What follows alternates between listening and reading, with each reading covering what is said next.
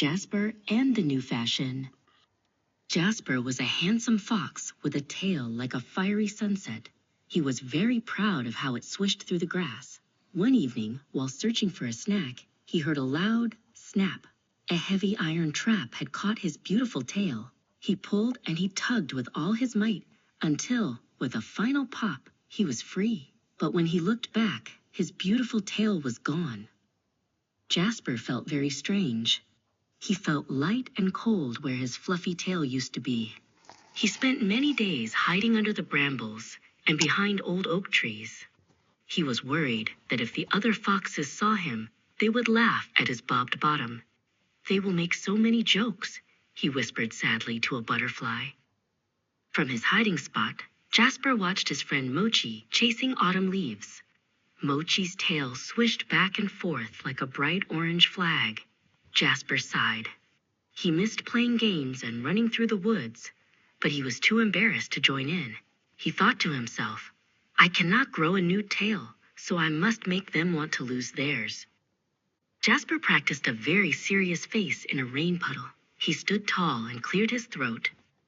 "Ladies and gentlemen," he whispered to his reflection, "tails are simply out of style. They are heavy, they get dirty, and they are very dangerous." He practiced pointing his paw and looking very important. He felt his plan was quite clever. Jasper called a grand meeting at the great stump. "Important news for the tribe," he shouted. The foxes gathered around, whispering to one another. Silas, the oldest and wisest fox in the woods, sat right at the front. He watched Jasper with curious, twinkling eyes, wondering what all the fuss was about. Jasper stood on the stump, careful to keep his back pressed against a thick, leafy bush. "My dear friends," he announced, "I have discovered that tails are a terrible burden.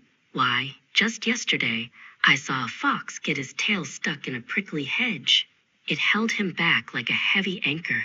It was very scary." A young fox named Pip listened closely, clutching his own tail. Jasper continued, "Tails are heavy, and they slow us down when we need to run fast. And besides, they are quite old-fashioned. A short, sleek look is the new fashion. I recommend we all remove them at once for our own safety." The foxes began to murmur. Some looked at their tails with worry, thinking Jasper might be right. Then Silas stood up slowly. He leaned on a gnarled wooden stick and looked Jasper right in the eye.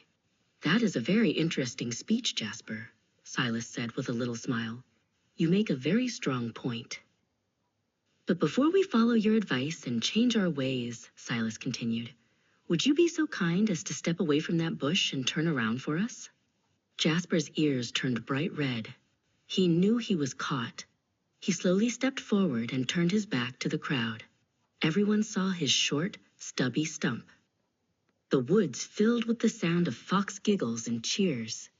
Jasper knew his trick was over, and he scampered away into the dark ferns as fast as he could. Silas turned to the others and said, "Never trust the advice of someone who only wants you to share in their own bad luck.